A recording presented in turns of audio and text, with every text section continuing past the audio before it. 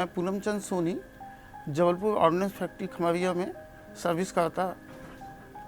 मुझे 2003 में मेरे लेफ़्ट पैर में जो है दर्द हुआ कहना चाहिए, और उसी के चलते मैं वहाँ से और नागपुर की एक हॉस्पिटल में कहना चाहिए इसको दिखलाया मैंने। तो मुझे वहाँ पर एंजियोग्राफी करने के लिए कहा गया और एंजियोग्राफी मेरी की गई। उसके बाद में मुझे कुछ समय तक के तो ठीक रहा, लेकिन उसके बाद में लेफ़्ट पैर में फिर से हल्का हल्का दर्द होना शुरू हुआ, और जो कि 2009 में बहुत ज़्यादा बढ़ गया। और उसी के चलते मुझे जबलपुर में किसी की सलाह दी गई कि मैं अपोलो हॉस्पिटल दिल्ली जाऊं।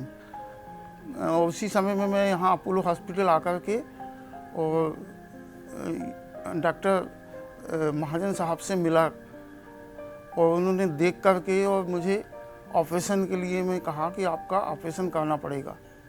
और उसी समय मेरा 2009 के अक्टूबर महीने में यहाँ आने पर ऑपरेशन हुआ। फिर करीब कुछ समय बाद में मुझे यहाँ पिंडली में एक हल्का सा पेन हुआ करता था, जिसके चलते साहब ने मुझे फिर से एंजियोप्लास्टी के लिए मैं कहा कि आपकी एंजियोप्लास्टी होगी। और फिर मेरा 2011 जनवरी महीने में एंजियोप्लास्टी हुई, और उसके बाद से मैं जो ये 2017 चल रहा है, जब से अब तक मैं पूरी तरह से फिट हूँ और बहुत अच्छा महसूस करता हूँ और सही हूँ मैं आज तक। मैं डॉक्टर राकेश महाजन, मैं अपोलो अस्पताल दिल्ली में सीनियर वैस्कुलर सर्जन हूँ। सोनी जी के बारे में बताना चाहूँगा।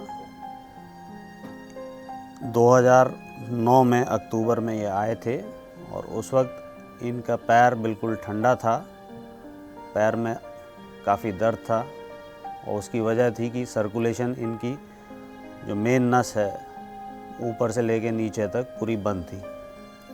कोशिश की गई थी बाहर अस्पताल में पिछले महीने इसको सही करने की, लेकिन इनकी तकलीफ़ वैसी की वैसी थी। एंजियोग्राफी करने के बाद इनका ऑपरेशन किया गया। मेन ऑपरेशन एक पेट से लेके जांघ तक और जांघ से लेके नीचे टांग तक, एक कॉम्प्लेक्स डबल बाईपास ऑपरेशन था। काफ़ी टाइम तक ये सही रहे, तकरीबन 2 साल तक। फिर उसके बाद एक छोटा प्रोसीजर एंजियोप्लास्टी करना पड़ा, और तब से लेके आज तक ये बिना रोक टोक के, बिना किसी तकलीफ़ के चल पा रहे हैं। सर्कुलेशन और नब्ज़ इनके पैर में बहुत अच्छी है। कल ही इनका डॉपलर हुआ है, जिसमें उन्होंने बताया कि नॉर्मल है सब कुछ। मैं ये कहना चाहता हूँ कि ऐसी तकलीफ़ जिसमें अकस्मात सर्कुलेशन बंद हो जाती है, खून का प्रवाह जो बंद हो जाता है, एक इमरजेंसी सी है, जिसमें अगर सही वक्त पर इलाज ना हो तो मरीज़ की टांग काटनी भी पड़ सकती है, क्योंकि गैंग्रीन हो सकता है।